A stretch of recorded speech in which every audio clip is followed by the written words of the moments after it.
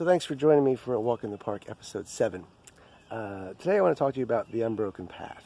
And a few years ago, when I was attempting to live my year without money, I was trying in much part to point out a lot of the problems with society as it is, and how addicted we are to money and what the problems are and all that.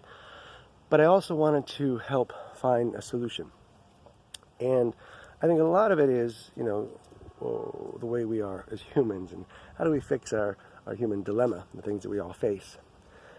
And a lot of my trying to fix the problem is philosophical, largely. The way that we think, what our minds are filled with, how we utilize wisdom and practice it. And every school of thought, pretty much, has kind of a breakdown, a list of things to follow. A method for recovery, let's say. So like with Alcoholics Anonymous, have the 12 steps. David Hawkins, when he writes about the stages of consciousness, he has the different stages of consciousness, all from way down below to from shame as the lowest of consciousness on the way up to enlightenment. Joseph Campbell has the hero's journey, the steps that every hero takes to become who they're supposed to be and win the prize and become a new person. What else do I have in there? The Christianity has the Romans Road. Buddhism has the Four Noble Truths. And on and on.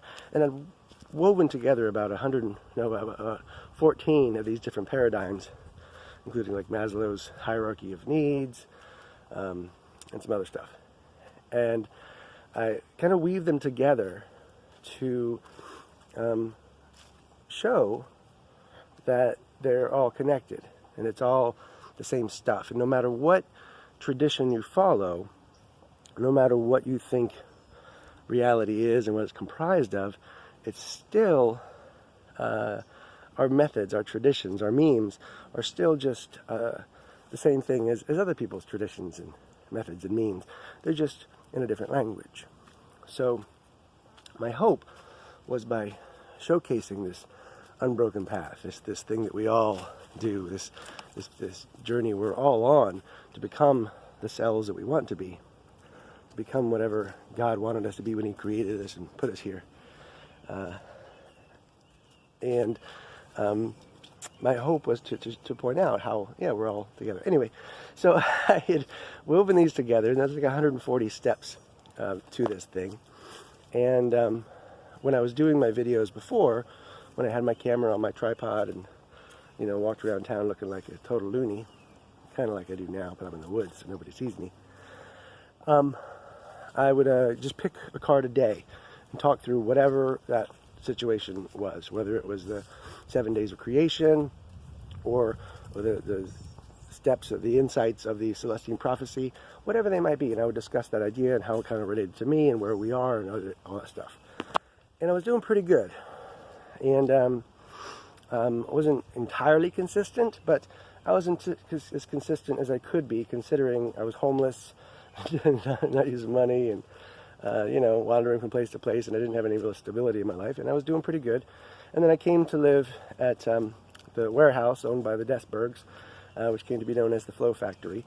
And still I was living in a warehouse, and not at a great place personally, I suppose. I'd still gone through some trials in the year previous living without money, and in a few decades before of just being human in America, especially a human like me.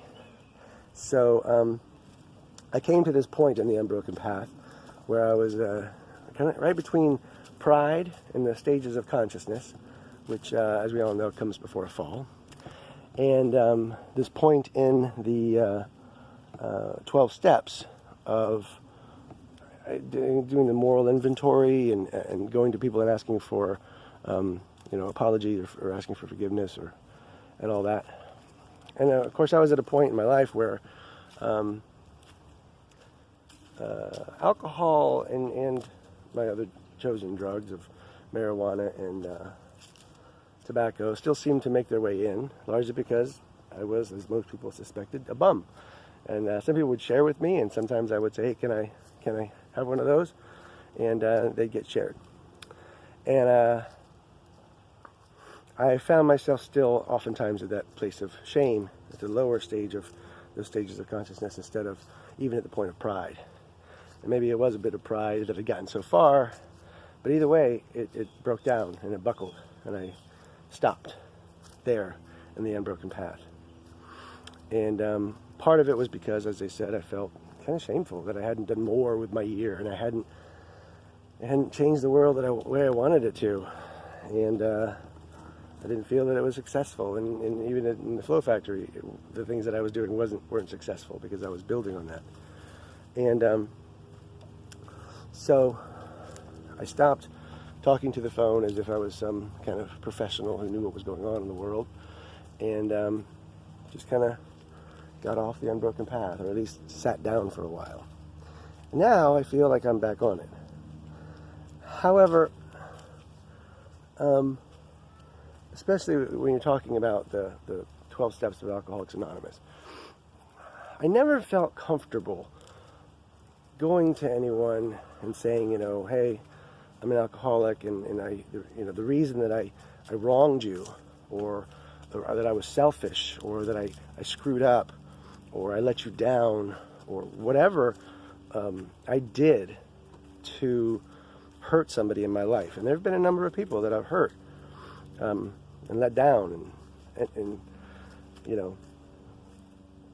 I never felt comfortable going and blaming alcohol for that, any more than I could say, blame marijuana for it, or blame cigarettes for it, tobacco. I mean, nicotine is a horrendous drug, and we don't think of it as a really chemical changing thing or consciousness changing thing, but it does, from personal experience.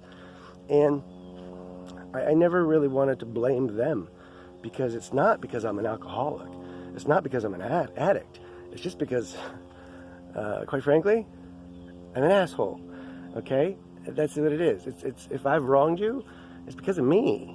I don't want to blame the devil for it, or the alcohol, or anything outside of me. It's me. We're all, when you get down to it, 1% asshole. All of us. You can't get around that. Okay? Some of us just make a bigger deal of it than others. And some of us do it at very inopportune times. And some of us never try to make remediation for that. And so, it's my hope to be able to make amends for any time that I've been so much of an asshole, that I've hurt someone, or I've let someone down. And I know it's happened a lot. And I'm concerned about spending too much time in the past thinking over these things, because I've got a lot of things I want to do in the future. So I will put out a big blanket. I truly apologize. And if I have offended you or let you down, or broken promises, or not shown integrity, or not followed through, or anything, I'm an asshole. So I know this seems lighthearted, because I take everything a little lighthearted now these days, and I always have, pretty much, sometimes too much so. But I am getting back on my path, and I'm doing what I can to make those amends so I can move forward onto those next steps.